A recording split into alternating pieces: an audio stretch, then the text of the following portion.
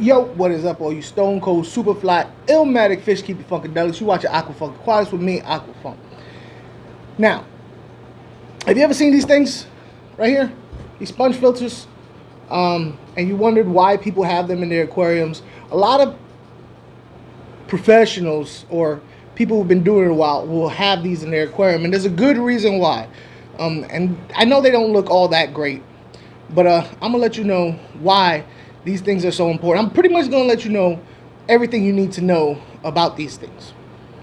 But if this is your first time visiting my channel, if you find anything interesting, funny, or I told you something you didn't know already, please think about hitting that subscribe button and notification bell so that you can get more information as I put it out. Also, leave a comment. I really like to know what you guys think. And if you don't mind, share this video out on your Facebook or your Instagram or whatever, because YouTube ain't gonna push this by itself. It's gonna take you guys helping out by sharing. Then this channel will be able to grow, and I'll be able to reach more people that I can help. So thank you very much in advance. So here we go. All right, so this thing is a real basic mechanism, very cheap to buy, very cheap to run. In fact, that's one of the biggest there's multiple reasons why to run this, and your electricity bill is one of them. All you're gonna need is some airline tubing. You're gonna need a check valve so that water doesn't back siphon out of the tank. And this thing is real simple. There's not a whole lot. There's no moving parts actually to it. You got this piece here. This is the lift tube, and if you pull the lift tube out, right there, the hose attaches to this top plate. In the top plate, you have inside of the plate, inside of the sponge, the top plate is connected to this cage. You got a bottom plate and you got a weighted base, so it drops down. And the way it works is, you see how this has grooves in it? Grooves? Well, the way it works is, as the air travels down the tube, it creates an air bubble. Now, as the air bubble leaves, it creates a void that has to be filled, and that void gets filled by water. The water comes through this way, past the sponge, through the cage, and up and out. As you can see here in this little setup I have, there is water rising up out of that lift tube. You may not see that in the aquarium. All you're gonna see is the bubbles, right?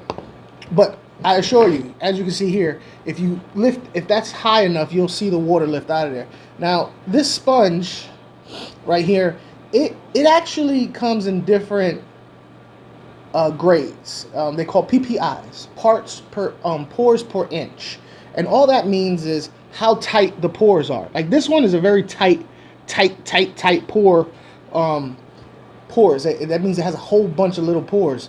Now, some people have their preference on these things. I can tell you, the smaller the pores, for some reason, if you have bigger fish, they like to eat it. But if you have big old pores, not so much. Maybe that's just me. But I started using small pored sponges, because when I was breeding angelfish, the fry would not get sucked through the pores. Now, the idea of the sponge is very simple. The sponge and its pores creates a lot of surface area for beneficial bacteria to grow on. So, for instance, say my hand is just a plain old surface, right? Just my hand right here is a plain surface, and beneficial bacteria grows on my hand. Well, that's all the beneficial bacteria I'm gonna get. Now, let's say I do like this. Well, I just increase the surface on where beneficial bacteria can live in, right? Because now this is a free surface for beneficial bacteria. If it was like this, it would only be this. Now it's, that's the idea of it, and it's actually a good idea, and it works. So the idea of the smaller pores is more beneficial bacteria. Larger pores, less. The benefit of having larger pores is more water can pass through it. It does not get as clogged with beneficial bacteria and debris as quick as this would, because this is tight. So this will get stuck with debris. The larger pores, it won't get stuck. You'll get more water flow through it. You won't have to unclog it as much. As far as clogging goes, that just means it's doing its job. It's cleaning your water. So you will have to clean this when you notice that the bubbles, like right there, these bubbles right here, if you notice that the bubbles are not what they used to be, that's because those pores are all clogged up with debris and beneficial bacteria, old beneficial bacteria. So what you're going to want to do is you're going to want to clean it. Cleaning it is very simple.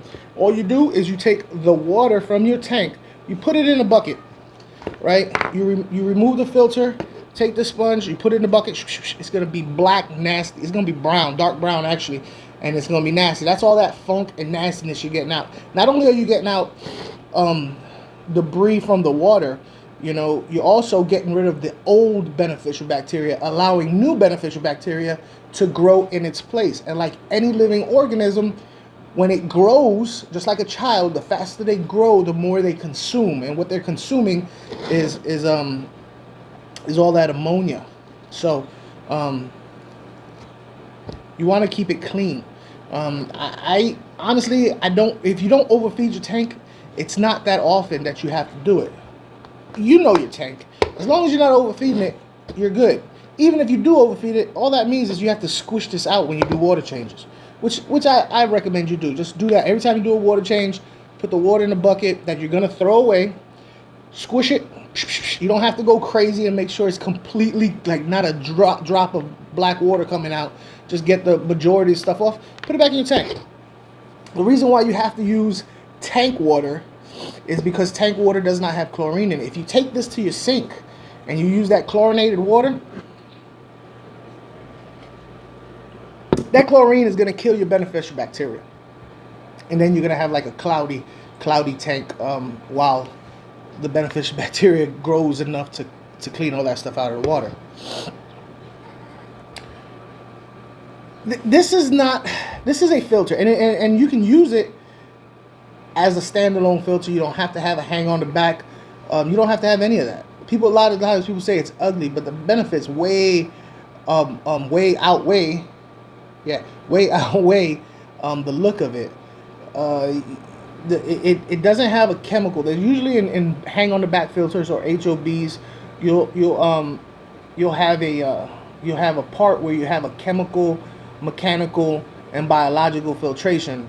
Biological meaning the beneficial bacteria, the chemical meaning like carbon or charcoal, whatever you want to call it, and the mechanical having some kind of fluff or something to remove big particles. This will remove big particles, and it will provide beneficial bacteria, but there's no charcoal in it.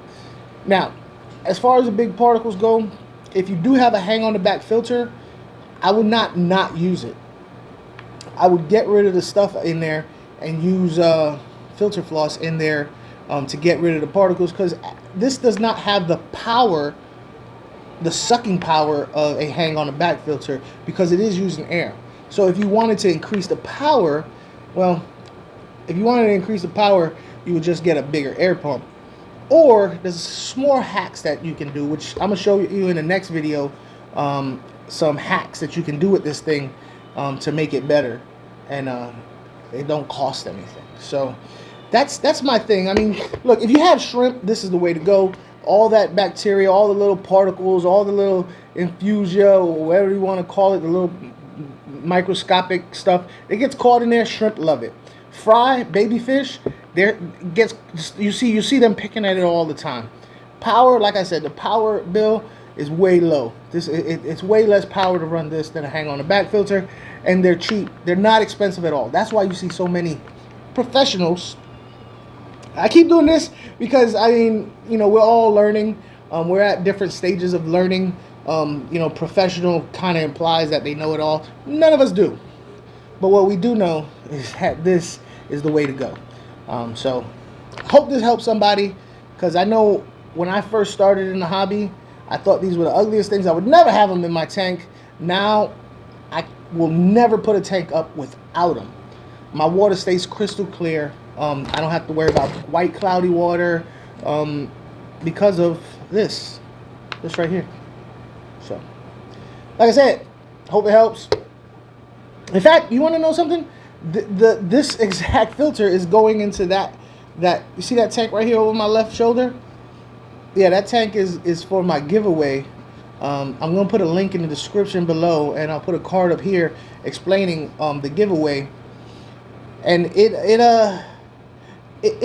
you watch this video and the giveaway has passed, hopefully the giveaway has been successful, and I will continue to do it. So watch out for the next one.